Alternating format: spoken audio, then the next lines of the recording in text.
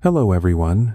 Today we have a captivating tale about a lazy boy who was remarkably clever. By the conclusion of this story, we'll discover how someone lazy can summon the strength to work diligently and conquer their idleness. But there's more. While immersing in the narrative, we'll encounter fresh vocabulary and learn to craft sentences with them. This approach makes practicing English enjoyable and effortless. So, remain with us until the very end.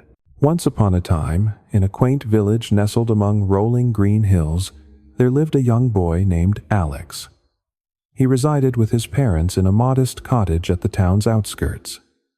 Alex was exceedingly lazy. Each day, he assisted his father in the fields, but his sole duty was to ward off the birds that descended to peck at their rice crops. While most villagers wielded sticks or slingshots to shoo the birds, Alex preferred minimal effort.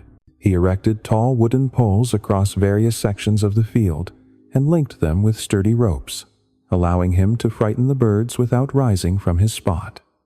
He could recline beneath the shade of a tree and unwind. His father harbored concerns about his son's indolence, pondering, "If illness befalls me, how will Alex manage everything?" Yet, since Alex consistently completed his tasks, his father refrained from scolding him. One scorching summer, amid a relentless drought, his father fell gravely ill. Alex was compelled to tend the entire field alone. He attempted the labor, but unaccustomed to strenuous toil, he faltered. Within weeks, the crops withered from lack of water, and Alex couldn't salvage them single-handedly.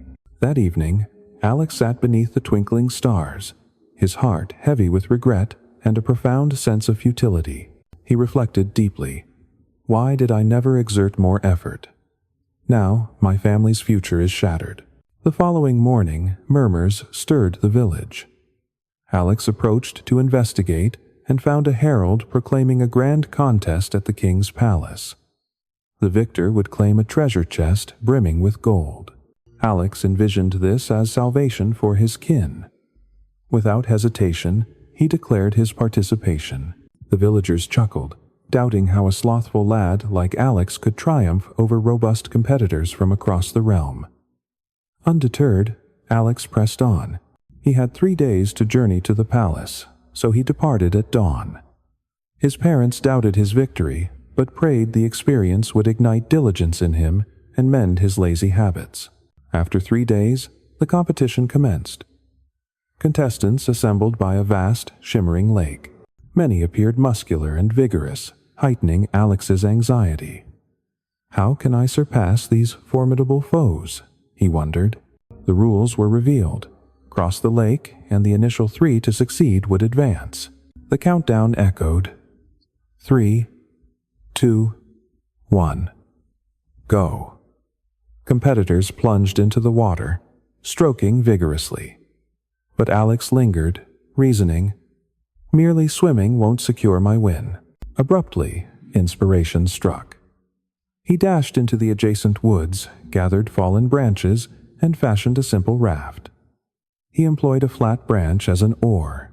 Alex mused, "This is a race to traverse the lake, not solely to swim. I may lack brawn, but wit is my ally." As others wearied from the swim, Alex paddled steadily, overtaking several. Ultimately, he placed third, advancing alongside 2 mighty rivals. The subsequent day heralded the final trial. Each contender received a massive wooden block. The objective: propel it 1 kilometer to the finish. An array of tools lay behind them. Only one could be selected. The first seized a rope, hauling his block. The second grasped a sturdy plank, leveraging it to shift his. Alex, however, pondered deliberately. "Brute force won't prevail.